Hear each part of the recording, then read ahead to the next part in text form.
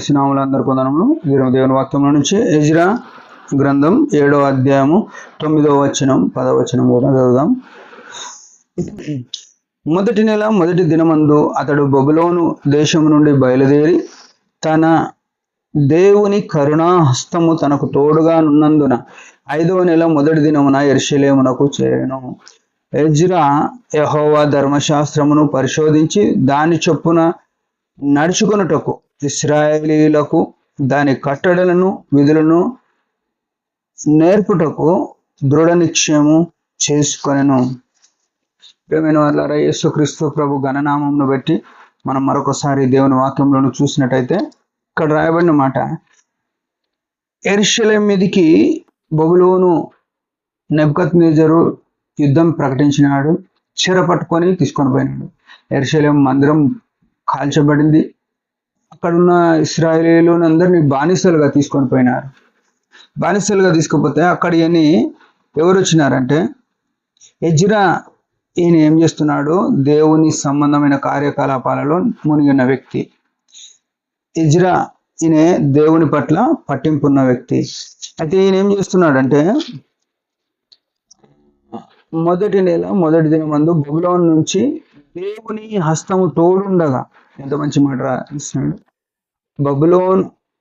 బబులోను దేశం నుండి బయలుదేరి తన దేవుని కరుణా హస్తము తనకు తోడుగానున్నందున. ఈ మాట ఎప్పుడు మనం మర్చిపోవద్దు. ఒక విశ్వాసిగా ఏ వ్యక్తికైనా, అంటే యేసుప్రభు నమ్మినోళ్ళకైనా నమ్మనోళ్ళకన్నా, దేవుని హస్తం తోడు లేకపోతే ఏం చేయలేడు. దేవుడు క్షమిస్తే, దేవుడు బతకనిస్తే, దేవుడు అనుమతిస్తేనే ఏమైనా చేయగలుగుతాం. అయితే ఈయన ఆ విషయం గుర్తిస్తున్నాడు. మనం కూడా మన అడుగుల లెక్క, మన జీవితం యొక్క ఆ గమ్యం వైపు మనం నడుస్తున్నప్పుడు మనం గుర్తుపెట్టుకోవాలి, మన ప్రతి అడుగులో దేవుని యొక్క కృప కరుణాహస్తము తోడుగా ఉంది అనే విషయం గుర్తున్నారు. అయితే ఈయన ఏం చేస్తున్నాడు? యెరూషలేముకు వచ్చి ఏం చేస్తున్నాడు? యెహోవా ధర్మశాస్త్రమును పరిశోధించి దాని చొప్పున నడుచుకొనుటకును, అంటే దాని చొప్పున ఆయన నడుచుకోవాలనుకుంటున్నాడు. తర్వాత ఇశ్రాయేలీయులను కూడా అదే మాట అంటున్నాడు, నడుచుకొనుటకును ఇశ్రాయేలీయులకు దాని కట్టడలను విధులను నేర్పుటకును దృఢ నిశ్చయం చేసుకున్నాడు. ప్రియమైన వాళ్ళారా, ఈనాడు మన జీవితాల్లో దేవుని వాక్యానికి ఎంత స్థానం ఉంది? మన పిల్లలకు ఎంతవరకు దేవుని వాక్యం నేర్పిస్తున్నాం? దేవుని సంఘంలో ఉన్న విశ్వాసులకు ఎంతవరకు వాక్యం అందిస్తున్నాం? భయంకరమైన విషయం ఏంటంటే, ఈనాడు సంఘంలో అంటే పరిస్థితులు జరుగుతున్నాయి, వాటిని అనుసరించి ప్రస్తుత కాలంలో ఒక సంఘంలో ఎవరో ఒక్కరు ఒక ఇంట్లోకి విశ్వాసం వస్తే, అంటే మారు మనసు పొందితే, ఆ ఇంట్లో ఏదన్నా వాళ్ళ అకేషన్ వాక్యం చెప్పమని పిలిస్తే, నువ్వు ఒకడే వస్తావు కాబట్టి మేము ఆ ఇంట్లో పెట్టామని అనే పరిస్థితిలో ఉంది. అంటే వాళ్ళ ఇంటి వాళ్ళు అనుమతిస్తారు కానీ సంఘం అనుమతించదు.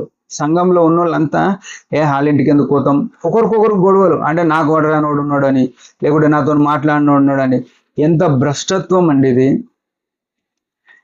అట్లా అనుకుంటే యేసు ప్రభు ఎవరి దగ్గరికి వచ్చినాడు? నేను పాపులను పిలువవచ్చిన అన్నాడు. నేను కూడా పాపి అయిన వాళ్ళ దగ్గరికి వెళ్ళి వాక్యం చెప్పాలి. నీతిమంతులను పిలువ రాలేదు అని చెప్పినాడు యేసు ప్రభు. నీతిమంతులకైనా మనం వాక్యం చెప్పేది, నీతిమంతులకైనా పరిచర్య చేసేది. అది కానే కాదు, ఎవరింటికాడ మీటింగ్ కడతాను ఇంటికాడికి వెళ్ళిపోవాలా. ఎవరు కోరుకున్నది. మనము ఈనాడు సువార్తలు చేస్తున్నాం, చాలా అడ్డంకులు ఉన్నాయి.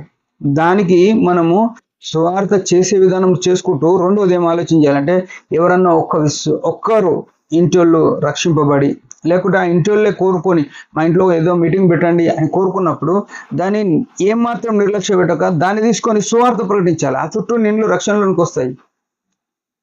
మనము యేసు ప్రభు చెప్పిన మాటను బుద్ధిహీనులంగా అయినాం, పాముల వలె వివేకముతో ఉండాలని చెప్పినాడు.